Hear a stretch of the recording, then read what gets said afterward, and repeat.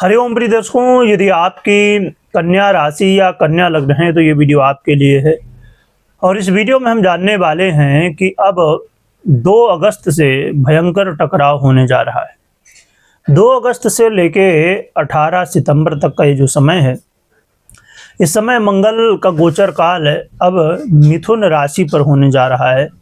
2 अगस्त को मंगल मिथुन राशि पर गोचर करेंगे और 18 सितंबर तक यहाँ गोचर करेंगे। 18 सितंबर को फिर ये कर्क राशि में गोचर करना शुरू कर देंगे।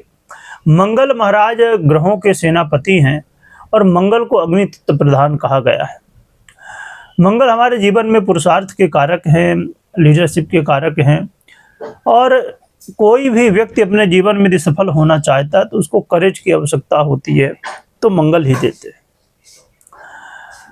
परंतु मंगल अब अपने शत्रु के घर बुध के ये बुध की ही राशि है, जो कि कन्या राशि भी बुध की ही है, तो मिथुन राशि पर ये गोचर करेंगे।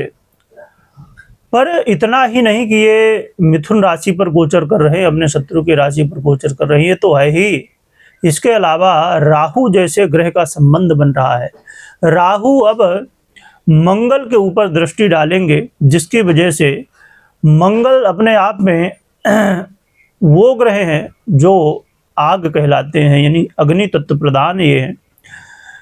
परंतु अब राहु जैसे ग्रह की यानी वायु का प्रभाव यदि अग्नि में हो जाए तो आप मान सकते हैं कि वो अग्नि जो वायु से प्रभावित है, तो ऐसी स्थिति में मंगल के जो प्रभाव हैं बहुत तीव्रता के साथ अच्छे बुरे जो भी रिजल्ट हैं वो देना शुरू कर देंगे। यहाँ पर बहुत ही आपको ध्यान होगा ही कि कुछ समय पूर्व ही 2026 में ही जब मंगल और राहु और मंगल और शनि इनकी युति हुई और भी कई संयोग रहे, तो फिर क्या स्थितियां देश दुनिया में बनी, युद्ध की बात हो या अलग अलग समस्याएं हों। तो अब मंगल के ऊपर राहु की दृष्टि, जो कि एक बात और भी यहाँ महत्वपूर्ण है कि ये मंगल का गोचर काल खाली राशि परिवर्तन नहीं, ये सूचना के रूप में आप इसे ले सकते हैं कि अब आने वाले समय में, क्योंकि राहु महाराज भी अपना नक्षत्र परिवर्तन कर रहे हैं मंगल के साथ ही, और ये नक्षत्र परिवर्तन इनका मंगल के नक्षत्र पर होगा। तो ये संकेत है कि अब आने वाले समय में देश दुनिया में फिर से कई घटनाएं घटित होंगी। उसकी चर्चा हमने नक्षत्र वाले चैनल में की है, तो आप देख सकते हैं। राहु के नक्षत्र परिवर्तन की बात हमने की है। तो ये सूचना है मंगल के इस और राहु के इस नक्षत्र और राशि परिवर्तन का कि अब आने वाले समय में फिर से चीज़ें उथल पुथल होने वाली हैं। अब हम बात कर लेते हैं कि मंगल क्या प्रभाव आपको देने वाले हैं, यानी कन्या राशि वालों के लिए। जो कि मंगल को देखा जाए तो कोई कारक ग्रह भी नहीं है आपके ये तृतीयेश और अष्टमेश कहलाते हैं। वर्तमान में जब मिथुन राशि पर ये गोचर करेंगे तो इनका गोचर काल आपके कर्म भाव पर, दशम भाव पर होने जा रहा है। मंगल के पास विशेष आधिपत्य प्राप्त हैं, तो मंगल उन क्षेत्रों को भी प्रभावित करेंगे।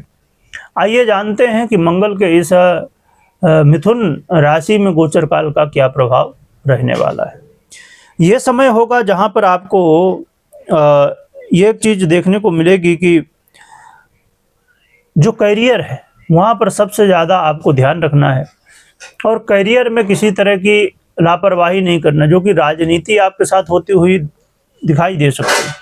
कुछ लोग राजनीति करेंगे, कुछ लोग सोचेंगे कि ऐसा कुछ किया जाए जिससे ये गुस्सा करे, ये क्रोध करे, जल्दबाजी में कोई निर्णय ले और आपके लिए समस्या उत्पन्न हो। तो इसलिए चाहे आपके बॉस हों, सहकर्मी हों या अन्य कोई भी व्यक्ति हो, आपको यदि उकसाने की कोशिश करता है तो आपको ये नहीं कि जोश में आ जाना है। हमेशा सतर्क रहिए, सावधान रहिए और राजनीति से बचिए। सरकारी क्षेत्र से जुड़े हुए काम यदि हैं तो यहाँ पर रुकावटें आ सकती हैं। कुछ लोग ऐसे हो सकते हैं जो कि आपको धोखा देने की कोशिश करें, बनेंगे बहुत हितैषी कि आपका अच्छा चाह रहे हैं, आपको अच्छा बता रहे हैं, पर पता चला कि वो आपको मिसगाइड कर रहे हैं। और मंगल का ये गोचर काल जो है तो कुछ लाभ की स्थितियां भी बनाएगा। और जो कि आपके अंदर बहुत तेज़ी के साथ आत्मविश्वास आपका डेवलप होगा। पर इस आत्मविश्वास में ये ध्यान रखना है कि जल्दबाजी हो सकती है। इस आत्मविश्वास में अधिक कॉन्फिडेंस, कहते हैं ना, ओवर कॉन्फिडेंस यदि हो जाता है तो कई बार व्यक्ति गलत निर्णय ले लेता है। तो ओवर कॉन्फिडेंस में नहीं आना है, जल्दबाजी कहीं पर भी कोई भी निर्णय लेने में नहीं करनी। इसके अलावा मंगल का ये जो गोचर काल है, ये आपके लिए कई अचानक लाभ की स्थितियां भी बनाएगा। परंतु जो लव पार्टनर है उन्हें ध्यान रखना चाहिए कि आपस में वाद विवाद से बचिए, भ्रम से बचिए, क्रोध से बचिए, एक दूसरे को कुछ कहने से बचिए। शांति से जो है तो ये समय निकालने की आवश्यकता है। और यहाँ पर यदि आप इन्वेस्ट कर रहे हैं तो इन्वेस्टमेंट करने से पूर्व बहुत सोच समझ के ही करिए, क्योंकि कई बार यहाँ पर बहुत कुछ अप डाउन देखने को मिलेगा। तो आपको सतर्क रहना है, सावधान रहना है। जो कि विद्यार्थियों के लिए ठीक स्थितियाँ हैं, विद्यार्थियों के लिए पढ़ाई में बहुत अच्छे प्रभाव देखने को मिल सकते हैं। बस अपने मन को स्थिर रखिएगा। तो देखें तो मंगल का एक गोचर काल बहुत श्रेष्ठ नहीं है, पर एक यहाँ पर मंगल के लिए प्लस पॉइंट है कि राजनीति आपके करियर में हो सकती है। आपके लिए खूब लोग प्रयास करेंगे पर आपका कुछ कर नहीं पाएंगे, क्योंकि मंगल उस स्थान पर गोचर कर रहे हैं जहां मंगल बहुत प्रभावी माने जाते हैं। मंगल यहाँ बलवान स्थिति में होते हैं, जो कि शत्रु की राशि और राहु से प्रभावित हैं, तो वो समस्या है। पर जहां पर भावगत स्थिति इनकी जो है वो बहुत अच्छी मानी जाती है, और इसका परिणाम यही होगा कि राजनीति खूब होगी, थोड़ी तनाव की स्थितियाँ, थोड़ी टेंशन होगा कि क्या होगा, कैसे होगा, परंतु अंत में अंतोगत्वा आपको कोई कुछ कर नहीं पाएगा और करियर में आप सफलता भी प्राप्त करेंगे। पर इसमें बस वही है कि ये जो भयंकर टकराव राहु का और मंगल का हो रहा है, यहाँ पर बुध की राशि पर मंगल का गोचर काल होगा। बुध के साथ भी युति कुछ समय के लिए 5 तारीख तक रहेगी। तो इन सब से आपको बचना है, धैर्य रखना है। यदि इस स्थिति में यदि ये मंगल के गोचर काल का पॉजिटिव प्रभाव आपको चाहिए तो आप एक ही नियम बना लीजिए कि आपको धैर्य रखना है, जल्दबाजी कहीं नहीं करना, सोच समझ के ही कोई भी निर्णय लेना है। तो ये आपके लिए काफ़ी अच्छी बात हो सकती है। क्या उपाय कर सकते हैं जिससे मंगल के इस गोचर काल से आपको अच्छे परिणाम मिले, बुरे परिणाम ना मिले? इसके लिए आप हनुमान जी की आराधना और मंगल यंत्र में मंगल की आराधना कर सकते हैं।